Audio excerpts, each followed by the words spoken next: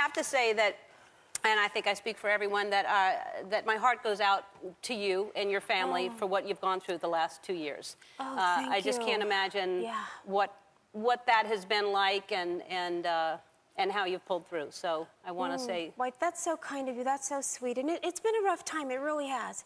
You have absolutely no idea. I mean, Michael was one of the most loved people in the world. Yes. And, yes. Thank you. Thank you. So, yeah.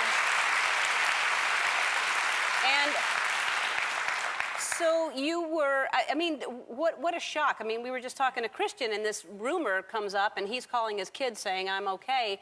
And to get a call like that, where were you when you got that call? I was at home, and my father called me, and he told me, because I was living 2 or 3 minutes away from Michael.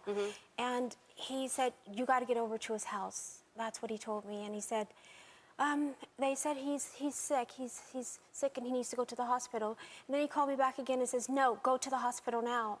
And that's when I rushed over to the hospital, and my mother got on the phone, and it was just, it was devastating. I lost my way through the hospital. I didn't know where I was going because I was so nervous. And I said, how's he doing? How's he doing? How's he doing? Is he okay? Is he okay? And my mother's assistant, Trent, wouldn't give me an answer.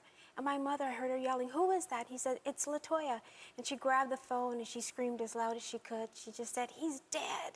And when she did that, I almost crashed the car. I started crying, and my head went to the steering wheel, and I started begging people on the street to drive me because my legs got so weak. Yeah. And I said, please drive me to the hospital. I was asking anybody. Yeah. And it was just, I couldn't believe it. My heart just fell to the ground. Well, I think all of us felt the same way. It just didn't seem like he was just such a fixture. I mean, you know, he's Michael Jackson, that was never going to happen. We were never going to lose him. Absolutely. And let's just talk about the best thing about him that people might not know, because we know that I loved personally, and I really, I wish I had met him because I was such a huge fan. And I saw him actually in New Orleans one time. I was living in New Orleans, and he was there, and I heard that Michael Jackson was there. And I heard the restaurant he was in, and I was like 18 years old, and I walked back to the bathroom just to pass the table, and I just glanced over for a second. I could hardly see him. I walked so fast to act like I was really just going to the bathroom that I didn't see him, so there was no point in walking past him. And then I stayed in the bathroom pretending to, like, how long would I wash my hands, how long, and then I walked back and again, and I didn't even see him because I wanted to not look like I was looking for him.